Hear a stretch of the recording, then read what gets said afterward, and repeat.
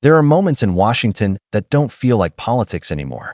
Moments when the air shifts, the room tightens, and everyone watching realizes something rare is happening. Someone is actually being held to account.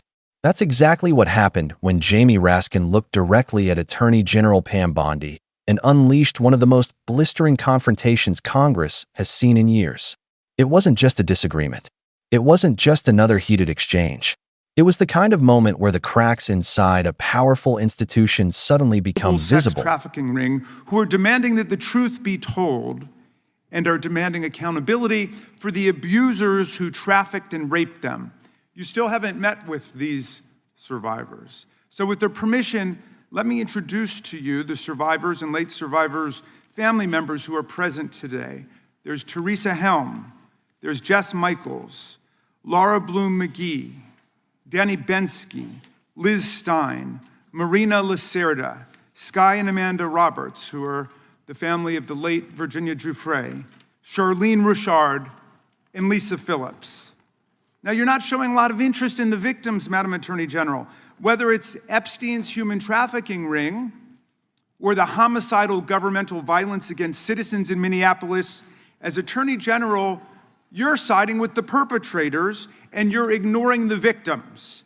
That will be your legacy unless you act quickly to change course.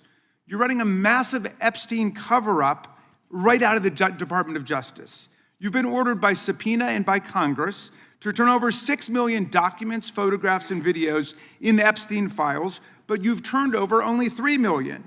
You say you're not turning over the other 3 million because they're somehow duplicative, but we know that there are actual memos of victim statements in there, and you also took down the Department of Justice's prosecution memo from 2019. So it's clearly not all duplicative, but even if it were, why not release it? Just release all the duplicative stuff. In the half you did produce, you redacted the names of abusers, enablers, accomplices, and co-conspirators, apparently to spare them embarrassment and disgrace, which is the exact opposite of what the law ordered you to do. Even worse, you shockingly failed to redact many of the victims' names, which is what you were ordered to do by Congress. Some of the victims had come forward publicly, but many had not. Many had kept their torment private, even from family and friends, but you published their names, their identities, their images on thousands of pages for the world to see. So you ignored the law, and even with over 100,000 employees at your disposal, you acted with some mixture of staggering incompetence, cold indifference, and jaded cruelty towards more than 1,000 victims raped, abused, and trafficked. This performance screams cover-up. Convicted sex trafficker and groomer Ghislaine Maxwell opened the gates of hell to Virginia Giuffre and hundreds of other victims, as Virginia recorded in her remarkable book, Nobody's Girl. But when Maxwell was subpoenaed to come testify before Congress, you and Todd Blanche quickly moved her from a higher security prison to a minimum security camp in Texas, where she's enjoyed 5-star treatment, including catered meals, private gym time, and access to a therapy puppy. All because Todd Blanche, who's utterly failed to investigate the monstrous crimes of Epstein and Maxwell's co-conspirators, spent 9 hours with Maxwell and satisfied himself that she would have nothing untoward to say about Donald Trump, which is your only real interest in the matter, based on institutional performance. But abandoning victims and coddling perpetrators is what you do best. When the FBI opened a criminal investigation into the brutal killing in Minneapolis of Renee Good, a poet and 37-year-old mother of 3, by Trump's masked paramilitary ICE agents, you shut it down. You claim you're investigating the cold-blooded murder of Alex Preddy, an ICU nurse at the VA. But how can we trust the administration when the president and Kristi Noem called Preddy a domestic terrorist and Stephen Miller called him a would-be assassin? Not only do you refuse to share evidence with the state and local investigators and prosecutors in Minnesota, you have blocked their access to the crime scene and the evidence. How are you seeking justice for Marimar Martinez, the Montessori school teacher in Chicago who was shot 5 times by a Border Patrol agent who bragged about it on text, or the family of Keith Porter, a father of 2 shot and killed by an off-duty ICE agent in LA, or the family of Silverio Villegas Gonzalez, shot and killed in Illinois minutes after he dropped his kids off at school. There's no sign of any movement at the Department of Justice. You even launched a criminal investigation into Renee Good's grieving widow. How sick is that? But it's even worse. You've turned the People's Department of Justice into Trump's instrument of revenge.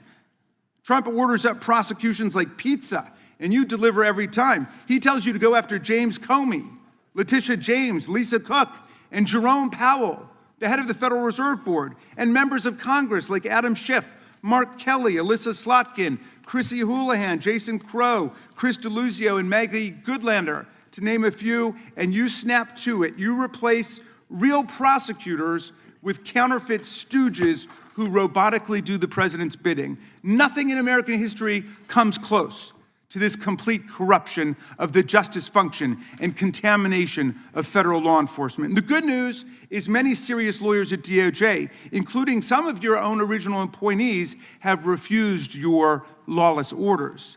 Danielle Sassoon, your original pick for acting U.S. Attorney in Manhattan, resigned rather than follow your corrupt order to quash an indictment against Mayor Eric Adams as a political favor from Donald Trump. A Federalist Society member who clerked for Justice Scalia, U.S. Attorney Sassoon refused to participate in this blatantly corrupt scheme. Her top assistant, Hagan Scotton, an Iraqi war vet and 2-time Bronze Star recipient who clerked for Chief Justice Roberts, and then Judge Kavanaugh, promptly resigned too, writing to your office, quote, "I expect you will eventually find someone who is enough of a fool or enough of a coward to file your motion, but it was never going to be me." You and the president nominated Eric Siebert, a 15-year career prosecutor, to be your U.S. attorney for the Eastern District of Virginia. But after 5 months of investigating Letitia James and James Comey, he found no evidence to justify criminal charges. So you forced him out. You replaced him with Lindsay Halligan, Trump's personal lawyer from the Mar-a-Lago documents case, who had 0 prosecutorial experience and no qualifications. And then you were humiliated when a federal judge found that this corrupt appointment was blatantly unlawful and threw out Halligan's indictments entirely. And grand juries of American citizens have repeatedly rejected your vendettas and baseless indictments brought by the hacks left at DOJ now, with 2 different grand juries in Virginia voting down indictments against Letitia James in a single week. And just yesterday, another grand jury shut down your vendetta factory by rejecting indictments against the 6 members of Congress who had spoken out to remind all service members that they have a duty to refuse illegal orders. You tried to get a grand jury to indict 6 members of Congress who were veterans of our armed forces on charges of seditious conspiracy simply for exercising their First Amendment rights. I hope you will heed the wisdom and the constitutional patriotism of those grand jurors and not try it again by doubling down on that humiliation. As your best lawyers are sacked for having participated in the January 6th case, or just flee for the exits now, your new lawyers keep lying in court. In dozens of cases, they've been excoriated for lying to federal judges. Chief Judge Boasberg, right here in D.C., suggested your Department of Justice perpetrated a fraud on the court. Other judges found your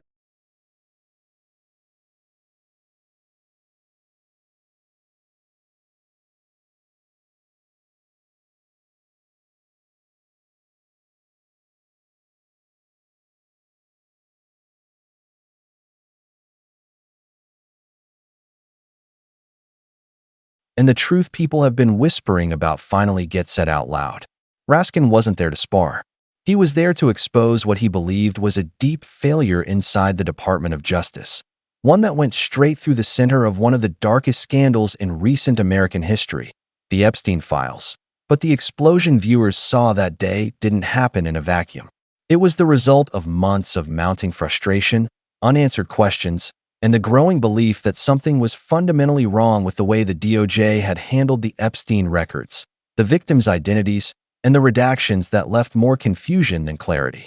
And what kicked off the firestorm wasn't a document, a statistic, or a leaked memo. It was the simple fact that behind Bondi sat survivors of Epstein's operation, watching the person they believed had failed them. And that was only the beginning. Because once Raskin shifted from the survivors to the missing documents, the unexplained redactions, and the accusations of selective secrecy, the hearing took a turn that even seasoned Capitol Hill watchers didn't expect. What happened in that room was more than a clash between a lawmaker and an attorney general. It was the unraveling of a story that touched victims, prosecutors, political leaders, and a Department of Justice caught between accountability and chaos. And as the hours went on, one thing became clearer and clearer. Raskin wasn't just questioning Bondi. He was laying out a case, one allegation, one claim, one unanswered mystery at a time. But to understand why this confrontation has gone viral, and why millions of viewers are still replaying it, you have to go back to the moment that set the tone for the entire showdown. Because when Raskin turned around and acknowledged the survivors watching from behind Bondi's chair, you could feel the weight of everything that was about to come. And what came next would ignite a political firestorm no one could ignore. From the moment the hearing opened, one thing was impossible to miss: the presence of the women who survived Jeffrey Epstein's trafficking network. They weren't tucked away in the back of the room. They weren't watching from another floor. They were sitting directly behind the Attorney General, close enough that every time Bondi shifted in her seat, she would have sensed them there. Raskin didn't just acknowledge them. He named them, one by one, with a seriousness that immediately shifted the tone. Teresa Helm, Jess Michaels, Laura Bloom McGee, Danny Bensky, Liz Stein, Marina Lira, the family of the late Virginia Giuffre. More survivors, more names, each one representing a person who endured something that can't be captured in a headline or reduced to a line in a report. But Raskin's point was brutal in its simplicity. These survivors had been demanding answers, demanding transparency, and demanding justice. But the top law enforcement official in the country had still not met with them. Not once. Not in private. Not in public. Not even for a symbolic few minutes. That accusation landed hard, because the truth is simple. When survivors show up, they expect someone in power to at least look them in the eye and acknowledge the weight of their stories. And that hadn't happened. Raskin accused Bondi of siding with the wrong people, choosing, in his words, to protect perpetrators while ignoring the voices of the women who had suffered. Behind Bondi, the survivors stayed silent, but the message was loud enough to turn the entire room. It was no longer a typical oversight hearing. It was a confrontation about justice, credibility, and the moral responsibility of the department Bondi leads. And as heavy as this moment was, it was only the setup. Because the real explosion came when Raskin turned to the documents the DOJ was ordered to release, and what the department did and didn't do with those files. Because when the topic shifted to the Epstein files themselves, the tension in the room snapped like a wire pulled too tight. And that's where the storm truly began. When Congress subpoenaed the DOJ for the Epstein records, they expected one thing: compliance. The law demanded that the department turn over 6 million documents, photos, videos, emails, and memos tied to Epstein's network. Not half, not a portion, the whole thing. But Bondi's DOJ only delivered around 3 million. That their reasoning? The remaining half was duplicative. Copies. Repeats. Nothing new. But that explanation didn't calm anyone. Not lawmakers, not journalists, and definitely not the survivors. Because in that missing half, according to Raskin, were victim statements, first-hand accounts from the people Epstein exploited. There was no universe in which those statements could be considered duplicates. And there was something else too: the DOJ's internal prosecution memo from 2019. A memo that had quietly disappeared from public posting without explanation. The deeper Raskin went, the more disturbing the picture became. He accused Bondi of redacting the names of Epstein's abusers, enablers, and co-conspirators, the people the public most wanted to identify, while leaving many victims' names fully exposed, not blocked out, not blurred, exposed. Some of those victims had gone public in the past, but many hadn't. Some hadn't even told family members. Yet suddenly their names were scattered across thousands of pages released to the entire world. Raskin described it as a staggering failure, a mix of incompetence, indifference, and cruelty. Online, viewers described it as something worse. Critics called it a cover-up. Supporters of Bondi insisted it was a mistake, a bureaucratic blunder. But the truth is, No one really knows how the errors happened, and that uncertainty became gasoline on the fire. Because once people started asking why abusers were protected while victims were exposed, the entire handling of the case came under suspicion. Rumors swirled. Analysts speculated. Commentators pointed at the redactions and asked the same question over and over. Who was the DOJ trying to shield? And Raskin wasn't done. Because the next issue he raised was even more explosive, a decision inside the Bureau of Prisons that left millions stunned. And when he said it, you could feel the room shift again. Ghislaine Maxwell is one of the most infamous figures connected to Epstein. To victims, she was a groomer and recruiter. To investigators, she was the bridge that linked Epstein to countless targets. To the public, she was a symbol of power shielding wrongdoing. So when Raskin claimed that Maxwell received special treatment shortly after the DOJ interviewed her, people paid attention.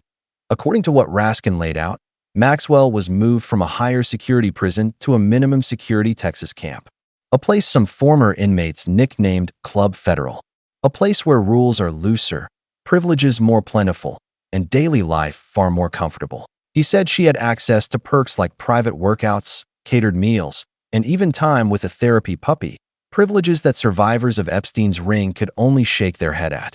For viewers, it created an image that didn't make sense. Victims ignored, while a convicted offender received luxuries. Raskin tied this shift to a 9-hour interview she allegedly had with Todd Blanche, a lawyer known for representing Donald Trump. Rumors online claim Blanche concluded Maxwell wouldn't reveal anything harmful to Trump, and shortly after, the transfer happened. No direct proof, but the timing raised eyebrows. Bondi denied wrongdoing, but the suspicion lingered. Because no matter how you look at it, the optics were terrible that if the victims felt invisible, this only sharpened that pain. But Raskin wasn't only focused on Maxwell. He was building a larger case, one that touched on federal violence, state investigations, DOJ obstruction, and a system that he believed was crumbling under political pressure. And when he moved into the next part of his argument, the hearing went from tense to explosive. Raskin's most intense criticism centered on how the DOJ handled several controversial cases involving deaths connected to federal officers. He argued that the department shut down investigations that should have been pursued, raising serious doubts about its commitment to justice. He pointed to the killing of Renee Good, a poet and mother of 3. He argued that ICE officers used excessive force and that instead of transparency, the DOJ closed ranks. Critics online echoed the concern, saying the details were murky and withheld from local investigators. He mentioned the death of Alex Prey, an ICU nurse. He asked how the DOJ could be trusted to investigate when high-profile political allies were labeling the victim as a threat before facts were even established. He raised examples from Chicago, Los Angeles, Illinois, all cases where the DOJ, in his view, stalled, blocked, or undermined investigations into agents involved in deadly encounters. Whether these claims were fully accurate or influenced by political tension is debated, but the accusations were devastating. He even said Bondi's DOJ opened a criminal investigation into Renee Good's grieving widow, something he called sick, leaving viewers stunned. Bondi pushed back, but the damage was done. Because once a lawmaker frames the DOJ as an institution protecting those in power at the expense of ordinary citizens, the public's trust erodes fast, and Raskin wasn't close to finished. Because the next accusation was the most politically explosive of all, that the DOJ wasn't just biased, it was being used as a weapon. Raskin's next point hit like a punch. He accused Bondi of allowing the Department of Justice to become, in his words, an instrument of Trump's personal revenge. He painted a picture of a president who demanded prosecutions the way someone orders food. Quick, impulsive, and personal.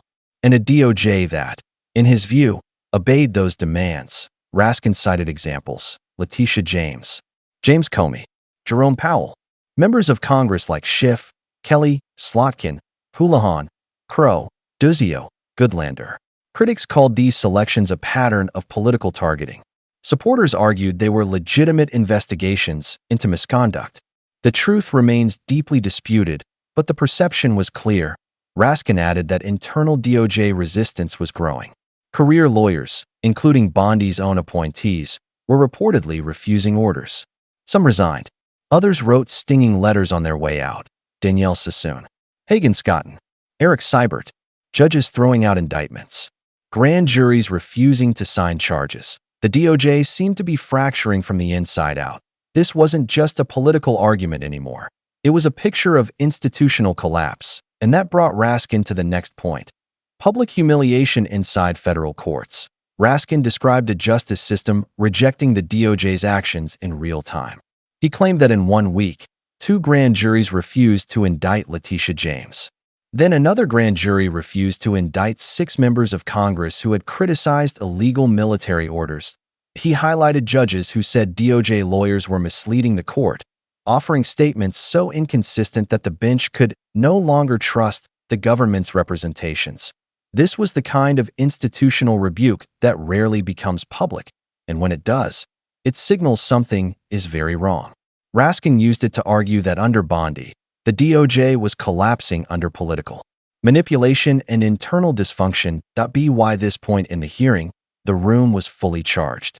Viewers watching live could sense what was coming next, the moment that would be replayed across social media, news platforms, and YouTube, because after an hour of accusations, evidence, redactions, resignations, and internal chaos, Raskin delivered his final message to Bondi directly, and it landed with a thud.